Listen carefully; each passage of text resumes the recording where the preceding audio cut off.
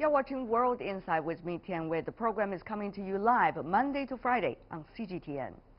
This Wednesday marks the 10th anniversary of the Chinese Navy's anti-piracy effort in the Gulf of Aden and the waters of Somalia. Through the Navy's rescue and humanitarian missions and, of course, the anti-piracy efforts, China has gained more trust from other countries and demonstrated a sense of responsibility of a global player. Take a look. Pirates take aim at a Chinese ship in the Gulf of Aden. They've attacked over 100 ships this year and successfully hijacked more than 40 of the vessels. In a rare press appearance, Navy officials announced China will send 3 warships to fight piracy in waters off the Somali coast. It's the first time in modern history that China has sent warships so far for anything other than peacekeeping or goodwill. 10 years later, on December 9, 2018, the 31st Fleet from the Chinese Navy disembarked from South China's Guangdong province. Over the past decade, the Chinese Navy has deployed 26,000 officers and soldiers, escorted 6,595 ships, and successfully rescued or aided more than 60 Chinese and foreign ships. In April 2017, the 25th Fleet successfully rescued 19 sailors on a Tuvaluan cargo ship from pirates. Apart from the escort missions, the Navy also carried out various other missions, including the evacuation of Chinese nationals from the war zones in Libya in 2011 and Yemen in 2015. It also escorted chemical weapons out of Syria in 2013 and helped search for the missing flight MH370. Over the past 10 years, the Chinese Navy has fulfilled its commitment and made great contributions to maintaining world peace and stability.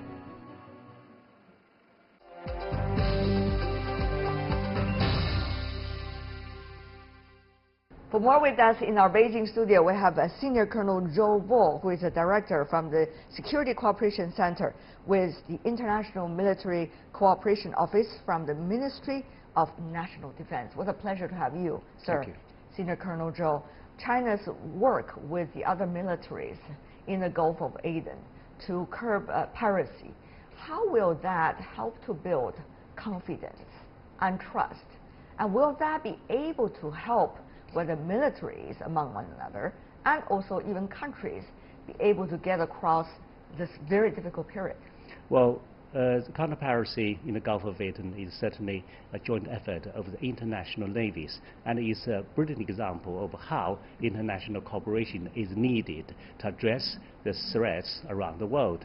Because ever since the end of 2008, when China sent its first task force to the Gulf of Aden, so far we have sent 31 task forces, which has escorted 6,600 ships. Half of them are foreign ships. And Chinese Navy actually is cooperating with more than 20 other navies in the Gulf of Aden. And this is definitely significant for the Chinese Navy in that before this, the Chinese Navy actually isn't very much involved in wars, unlike PLA Army, unlike PLA Air Force.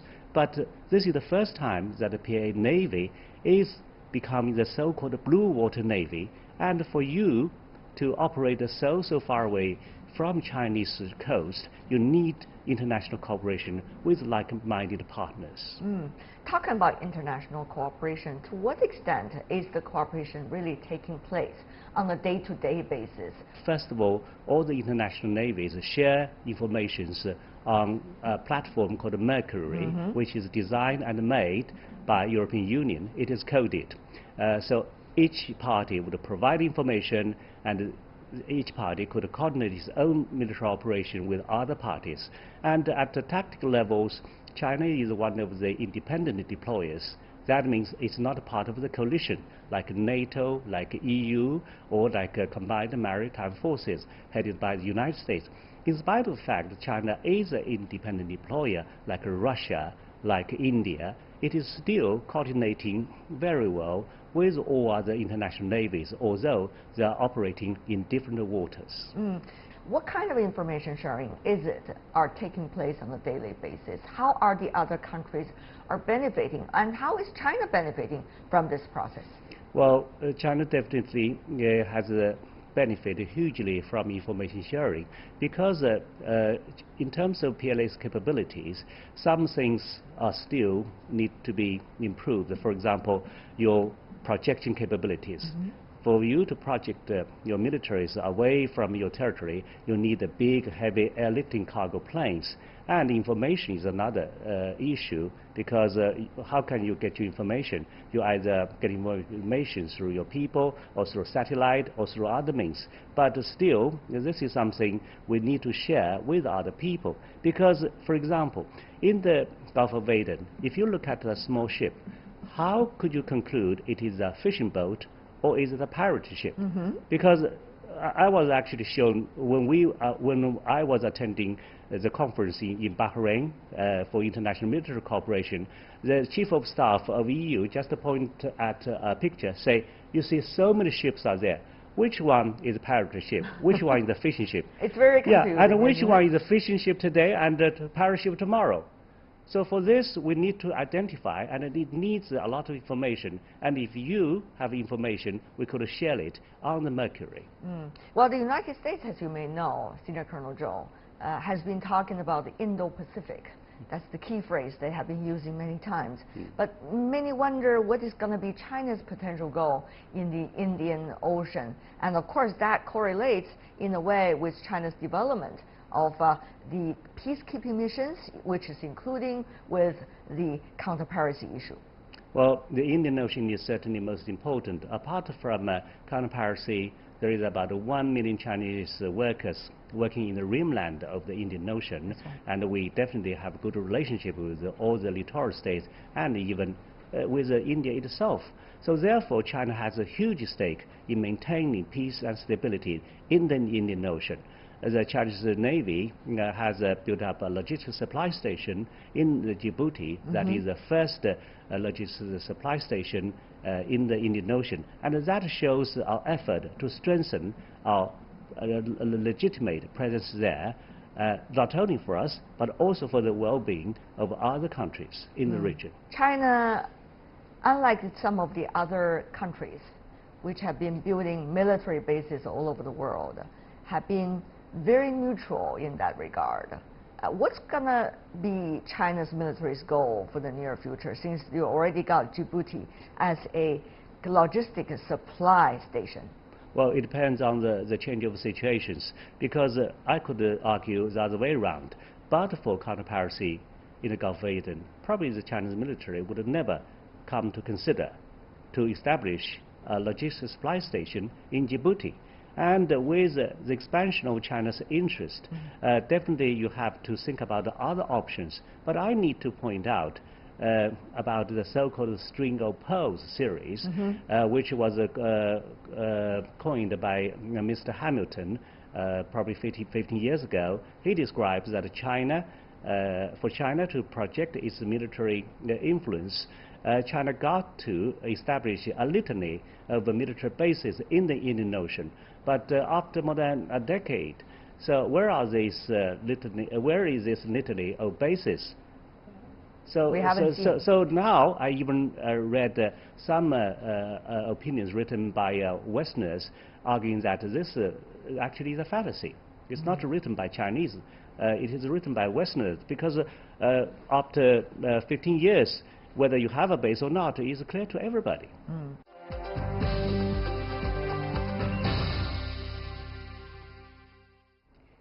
China's military power has always been a key interest to the international community. China is now the second largest contributor to UN's peacekeeping expenses. China also provides the largest number of peacekeeping troops among all the permanent UN Security Council members. In the contested South China Sea, fears of a China-US clash reached a high point when ships from both sides nearly collided in October, but the crisis was averted. And later this year, the top defense officials from both countries met in person to discuss cooperation. As China gains more experience in security, it grows into a global player.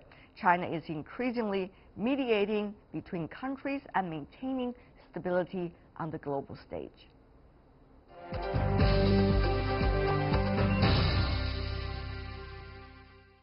Senior Colonel Zhou, what about China's missions in the South China Sea? China's future goals and the blueprint of protect itself, while at the same time not to project too much pressure to the others. The South China Sea is becoming an issue, but not for good reasons. The point is that China did land reclamation there, but first of all, it's on the isles and islets and rocks that we have under our control, and we are not the first one to do it. And the interesting thing is, the United States claims that it would not take sides, and it has no position on this issue. But the current situation is China and the ASEAN countries actually are negotiating code of conduct on the South China Sea. And as our Premier Li Keqiang mentioned, that we will just speed up this process. So that being said, the whole atmosphere is improving. Therefore, it's our sincere wish that leave this to China and other claimants. Let us solve this problem, because this process is already going on. There shouldn't be the interference from outsiders. But Senior Colonel Zhou, we are all well aware of the incident not long ago in which the Chinese and the American ships, military ones, are just passing one another 40 meters in between. It could be eventually a huge incident, and as a result of an accident. Of course, it didn't happen, God bless us, but still, there's a lot of potential danger over there. Yes, both China and the United States are fully aware of such danger, and that is what I said in the beginning, that both sides are committed to make efforts to prevent this from happening. In fact, between China and the U.S. military, there are a number of crisis management measures already in place. The question is how to read them correctly, and more importantly, how do you practice to make sure that what you are doing is actually in accordance with what has been written. So, how do you read them? Oh, yes. The question is, these American ships came into the 12 nautical miles of the waters of Chinese islands. It's not that we are within the 12 nautical mile waters of the continental USA. So the fundamental problem, as I would see it, is that the U.S. Is sending ships to provoke you, and they do not hide that. They mean they just want to challenge your excessive claims. This is what they say. But the point is, China has its own understanding of the international law, and China is not standing alone. Probably there are about 27 countries who more or less have similar ideas about sovereignty issue or about rules and regulation regarding the regulations in that area of water. For example, India. India's regulation actually is much more harsh than China's, because when India submit its agreement to UNCLOS in 1995, it has made it clear that it would not accept any arbitration under Article 298, and should any foreign countries conduct military exercises in this exclusive economic zone, if it involves ammunition or explosive, it has to ask for consent of the Indian government. Right. China's Belt and Road Initiative, for example, recently have run into some what called as unfair speculations. People wonder, at least some, about the ultimate goal of the OBOR or BRI, and wonder whether China is having its own hegemony. On the Belt and Road Initiative, there are certain misunderstandings about this project itself. But as I have written and published in Financial Times, I argue that first of all, it's not a trap, because China has to spend a lot of money to make such a trap. Second, it's not a charity, because China would also want to have it becoming mutually beneficial. And China is a steel country. where there are still people who live on the poverty line. So such great Herculean efforts from the Chinese government and Chinese people are at least laudable and justifiable. In terms of security, this kind of project is not directly security related because it's about economy first. That's right. But of course it has a security implication in that if this project is well built and it serves the people along the Belt and Road, of course it will make people's life better, and that will bring peace and stability. And therefore, what would that mean for the military operations, for example, and also the peacekeeping missions of China, if others are having increasing, apparently, doubts about China's goal? We have talked enough about counter-piracy. Probably peacekeeping is more appropriate for your current topics. I'm thinking about one end of the Belt and Road, that is in Africa. And actually, most of our peacekeepers are working in Africa. Apart from Lebanon, all the 4 countries are in Africa. So we currently have 2,506 peacekeepers working in 5 countries and in UN headquarters. Most of them are working in Africa. And this is a great contribution of the Chinese military, because compared with all other permanent members of the Security Council, China definitely is the biggest. And in terms of the whole number, China now ranks 11th. But China's efforts are stepping up. And it is irreversible, because as President Xi announced in 2015, President Xi actually has announced a litany of very quantifiable pledges, including setting up 8,000 standby troops. And what does that mean? If the 8,000 standby troops plus 2,500 soldiers, that is more than 10,000 people, which is almost as big as many armed forces in African countries. And that shows our commitment.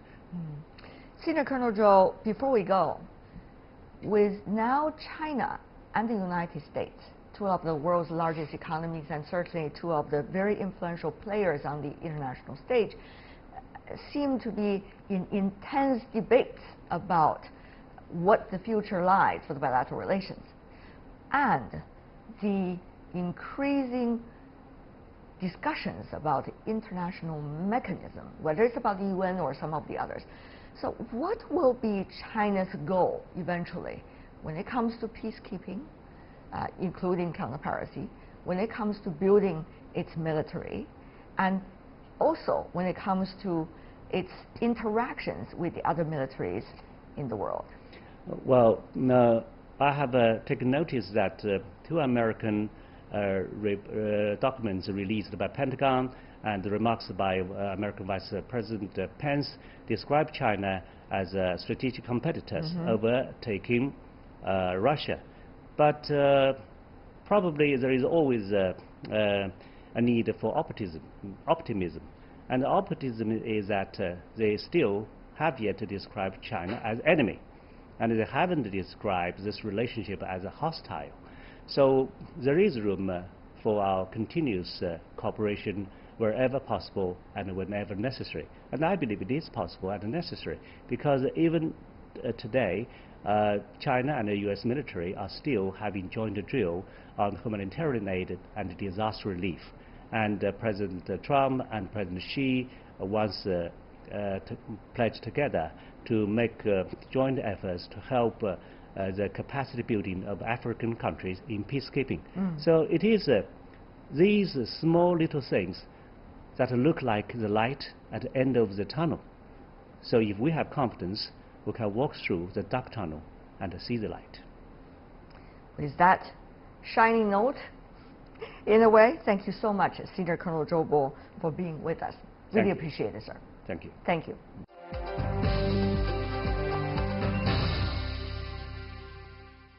And that is all the time we have for today. If you'd like to see more, try to find us World Insight CGTN into your search engine, or check out our YouTube channel. You can also follow us on Twitter, Facebook, and Sina Weibo. From me, Tian Wei, and everyone on the World Insight team, thanks for watching. Tune in again next time for insights across China and around the world.